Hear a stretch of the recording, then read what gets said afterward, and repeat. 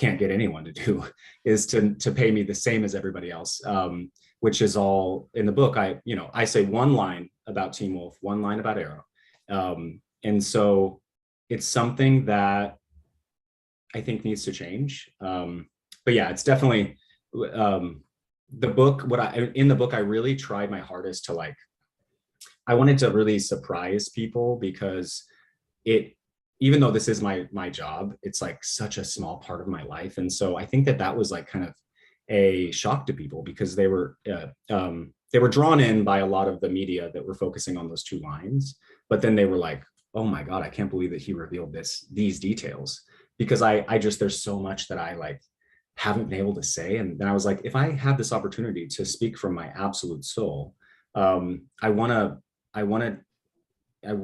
use my words and actually try to have my story help people. And it's been so overwhelmingly positive and so beautiful to experience, when people have read it and they're just like, I don't know. It's just something I hope that, I really hope it helps people hope it finds people whenever they really need it. And because it's helped me, but this book basically saved my life. So that's what you said. And no, I mean, you bared your soul in it. You held nothing back, right? And I saw one of your recent Instagram posts, that person who basically said, I had preconceived notions about you, the business, this, that, and I wasn't going to read it. And, the bookstore recommended it. And then I did. And oh my God, now that review, because after the book, it came out 4 months ago, almost 4 months ago. And I had taken a couple months away from reading things, because I just, the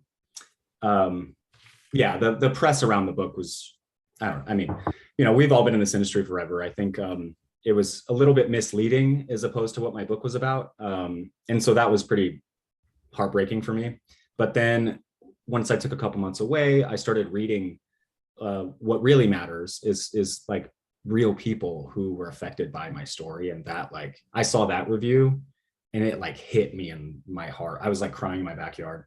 And then I was like, I have to post this. I didn't say, I wanted to keep the person, I didn't post their name or anything, but it meant the absolute world to me. And then, just getting to go around to book signings and getting to meet people who've read it has just been the greatest experience of my life, because that's the reason why I wrote it. I didn't write it.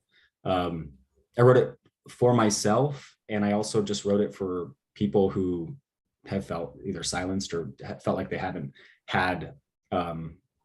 been able to use their voice or see their voice in what they're, in the media or things like that. So what part of the media, when you say the media was a little bit misrepresented, how so? I have a very tricky, very, very tricky relationship with the media, because the problem is I talk, and I tend to not be a person that can hold things back. And I think that in the book, I say one thing about Teen Wolf, one thing about Arrow. That's it. And they made every single interview about those two lines in the book, and those have nothing to do with my book. And so then I always just feel like this interview is going to turn into me hating on people in the media. No, I just think that and I really appreciate you for saying that you read the book, because I just wish that more people would have whenever they were interviewing me, because I know not everyone has time, but I think with such important stories, talking about someone's story without actually having any of the facts is pretty much what happens all the time, not just with me, but with a lot of people. And I think that it's extremely misleading and can be very damaging. But that's when it starts to be, when a lot of people in the media ask the same exact question that they saw someone else say. And I'm like, just read, can you read a chapter of the book? I know that you think, just by judging me by the cover, I know you have an idea of what you think, not you, but I'm saying, people have an idea, but they're not actually, if you can actually look beyond the cover, I think that's really helpful. But a lot of people don't do that. Right. Yeah. And I think the media just sensationalizes certain people's roles. You know what I mean? For you, it's Teen Wolf and Arrow, even though, to be honest, that's not how I think of you, just because I'm a self-respecting gay man who also read your book for a lot of other reasons, the least of which had to do with Arrow. But I have seen all those interviews that talk about Arrow and Teen Let me Wolf. tell you, I'm more excited you're in this the Seduction Swindler. That's more my speed. Swindler Seduction. No, I know Swindler Seduction has just been like, it was called something else to begin with, and then it was changed, and I love this title a lot more because it was. I actually have to go watch the Netflix documentary because I haven't watched it yet. And there were some people who were involved in that who were also involved in this movie, and so I was glad that I didn't watch it before because it didn't give me any like. Maybe I would have played things differently, so I still need to watch that, but.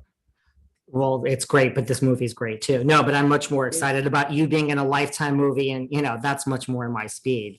I know. What do you think people are most shocked at when they read the book? Like you said, like they look at the cover, they think one thing, they hear Arrow. Like, what do you think has shocked people the most from this book, Miss Memory Lane?